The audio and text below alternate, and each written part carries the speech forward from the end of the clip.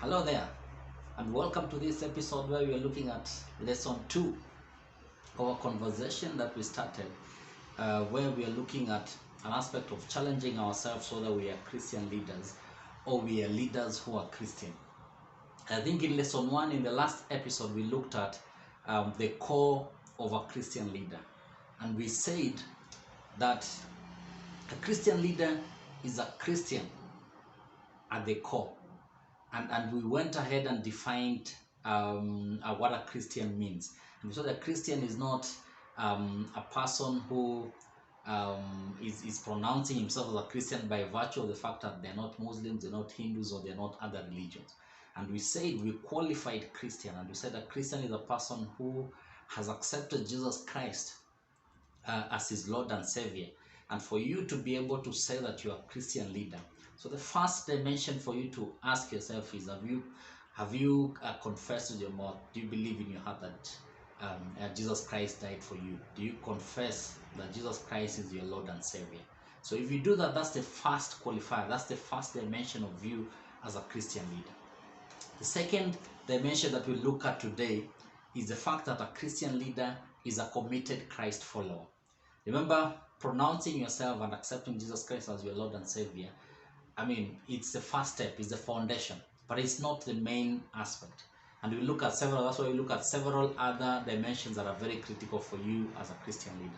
So this second dimension is, are you a committed Christ follower? And we look at several things here. And I just want us to look at the aspect, some two verses in the Bible that will be able to give us the core aspect of why we are saying, as a Christian leader, then you need to be a committed Christ follower. And we'll look at Romans 6, verse 13. Verse 12 to 13, which says, "Therefore do not let sin reign in your mortal body, so that you obey its desire, and do not offer any part or parts of it to sin as weapons for unrighteousness. But as those who are alive from the dead, offer yourself to God, and all the parts of yourself to God as a weapon for righteousness." So the first aspect for you as a Christian leader is actually to offer yourself to God. And remember, we are talking about Christian leaders because this is a verse that then touches on all of us as Christians. But the reason why we are centering on Christian leaders is because Christian leaders need to lead by example. So if you pronounce yourself as a Christian leader, then you have to be able to really show by example and lead this verse by example, that you commit your body as a living sacrifice to God. And I like to cap it up with a verse that we all know that is very critical. And this is actually in Mathews chapter 5, verse 14 to 16, which says, "You are the light of the world. A city situated on a hill cannot be hidden.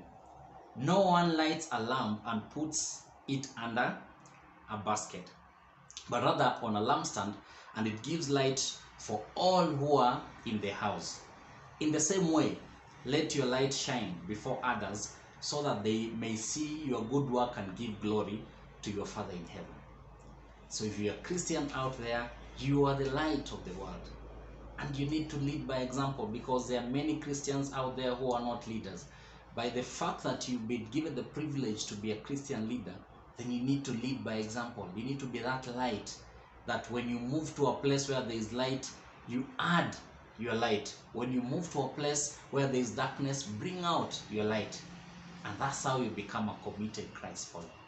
So I hope I've added value in this second lesson, that as a Christian leader, you need to be a committed Christ follower.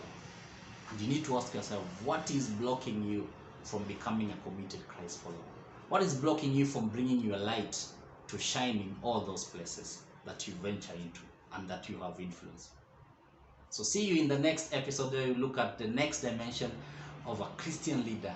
And I hope it is already challenging you to actually start bringing out yourself from a leadership perspective and become the Christian leader that you envisage for. My name is Coach Gilbert, and see you in the next episode.